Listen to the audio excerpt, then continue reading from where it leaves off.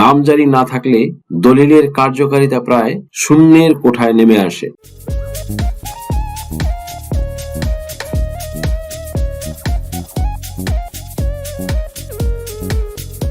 সুপ্রিয় দর্শক মন্ডলী, আসসালামু আলাইকুম। দেশ এবং দেশের বাহিরে যে যেখান থেকে শুনছেন, আশা করি ভালো আছেন, সুস্থ আছেন, নিরাপদে আছেন। আমি advocate Mohammad Belayet Hossain, Bangladesh supreme court. Viewers, আজকে দুর্দান্ত একটি টপিক নিয়ে আপনাদের সামনে হাজির হয়েছি। টপিকটি হলো নামজারিবিহীন দলিল সব বাতিল, বাস্তবতা, আইন ও সচেতনতা আজকের আলোচ্য বিষয়। ভিউয়ার্স, ভূমি সংক্রান্ত জটিলতা আমাদের সমাজে একটি অত্যন্ত পরিচিত ও স্পর্শকাতর বিষয়। জমি ক্রয় বিক্রয়, উত্তরাধিকার, দান কিংবা বন্টনের ক্ষেত্রে সবচেয়ে গুরুত্বপূর্ণ প্রশাসনিক প্রক্রিয়াগুলোর একটি হলো নামজারি।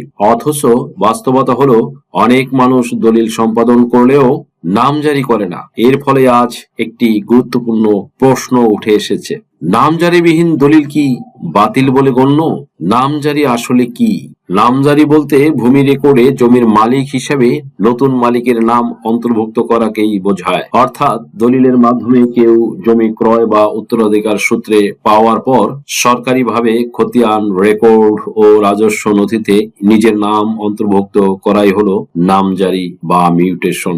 সহজ ভাষায় বলতে গেলে দলিল মালিকানা হস্তান্তরের প্রমাণ, নামজারি সরকারের খাতায় সেই মালিকানার স্বীকৃতি। দলিল থাকলেই কি জমির মালিক হওয়া যায়? এটাই সবচেয়ে বড় ভুল ধারণা। অনেকেই মনে করেন সাব রেজিস্ট্রি অফিসে দলিল রেজিস্ট্রি হলেই জমির মালিকানা পুরোপুরি নিশ্চিত। বাস্তবে বিষয়টি তা নয়। বাস্তবে বিষয়টি ভিন্ন।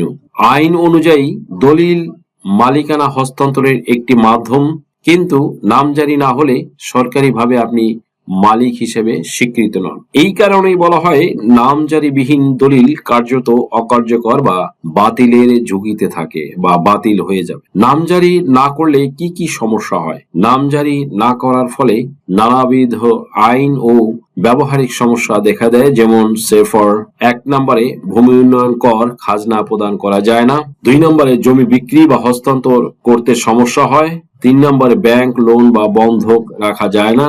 4 নম্বরে মামলা হলে আদালতে মালিকানা প্রমাণ সঠিক হয়। 5 নম্বরে সরকারি ক্ষতিপূরণ বা অধিগ্রহণে বঞ্চিত হওয়ার ঝুঁকি থাকে। এসব কারণে আদালত ও প্রশাসনের চোখে নামজারিবিহীন দলিল দুর্বল প্রমাণ হিসেবে বিবেচিত হয়। তাহলে কি নামজারিবিহীন সব দলিল বাতিল?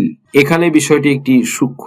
আইনগতভাবে বলা যায় দলিল নিজে থেকেই স্বয়ংক্রিয়ভাবে বাতিল হয় না, কিন্তু নামজারি না থাকলে দলিলের কার্যকারিতা প্রায় শূন্যের কোঠায় নেমে আসে। অনেক ক্ষেত্রে আদালত রায় দিয়েছেন যে শুধুমাত্র দলিল থাকলেই জমির দখল ও মালিকানা প্রমাণ হয় না, যদি না নামজারি ও ভোগ দখলের প্রমাণ থাকে। তাই সাধারণ মানুষের ভাষায় বলা হয় নামজারিবিহীন দলিল মানেই বাতিল দলিল। সরকার কেন নামজারিকে এত গুরুত্ব দেয়? কারণ নামজারির মাধ্যমে সরকার জানে জমির প্রকৃত মালিককে, রাজস্ব আদায় নিশ্চিত হয়, ভূমি সংক্রান্ত জালিয়াতি ও দ্বন্দ্ব কমে, ডিজিটাল ভূমি ব্যবস্থাপনা সহজ হয়। এই কারণে আধুনিক ভূমি ব্যবস্থায় নামজারিকে বাধ্যতামূলক করা হয়েছে। উত্তরাধিকার সূত্রে প্রাপ্ত জমির ক্ষেত্রেও কি নামজারি জরুরি? অবশ্যই জরুরি। অনেকেই বলেন বাপ দাদার জমি, আবার নামজারি কি? এই ধারণা সম্পূর্ণ ভুল। পিতা বা পূর্বপুরুষ মারা গেলে ওয়ারিসদের নামে নামজারি না হলে আইনগতভাবে তারা জমির মালিক হিসেবে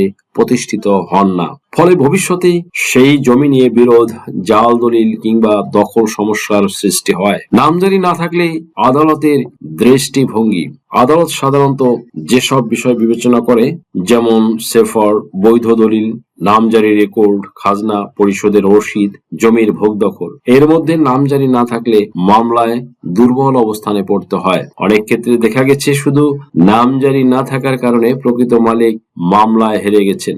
নামজারি কিভাবে করবেন? ভিউয়ার্স, বর্তমানে অনেক এলাকায় নামজারি প্রক্রিয়া সহজ ও ডিজিটাল হয়েছে। সাধারণত লাগবে এই ক্ষেত্রে রেজিস্ট্রিকৃত দলিল, খতিয়ান ও দাগ নম্বর, পরিচয়পত্র, আবেদন ফি। নির্ধারিত সময়ের মধ্যে নামজারি সম্পন্ন না করলে ভবিষ্যতে জরিমানা বা জটিলতা বাড়তে পারে।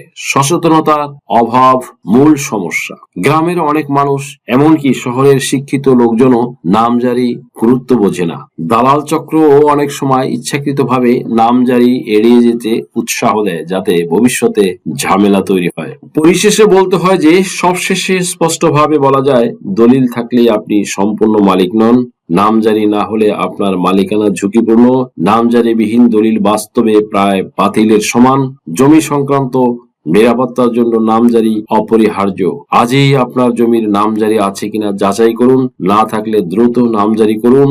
নিজের জমি নিজেই সুরক্ষিত রাখুন। সুপ্রিয় দর্শক মন্ডলী, আশা করি আজকের ভিডিওটি থেকে আপনারা সামান্যতম হলেও উপকৃত হয়েছেন। যদি ভিডিওটি আপনাদের সামান্যতম উপকার আসে, তাহলে রিকোয়েস্ট করব চ্যানেলটি লাইক, শেয়ার, কমেন্টস এবং সাবস্ক্রাইব করে পাশে থাকা বেল বাটনটি প্রেস করে দিন, যাতে পরবর্তী ভিডিওর নোটিফিকেশনটি খুব সহজেই পেয়ে যান। সো আজকের মতো এখানেই শেষ করছি। দেখা হবে অন্য কোনো দিন, অন্য কোনো ভিডিওতে, অন্য কোনো আইনি কন্টেন্ট নিয়ে। সেই পর্যন্ত সকলে ভালো থাকুন, সুস্থ থাকুন, নিরাপদে থাকুন। আবারও সবাইকে ধন্যবাদ জানিয়ে এখানেই শেষ করছি। আল্লাহ হাফেজ।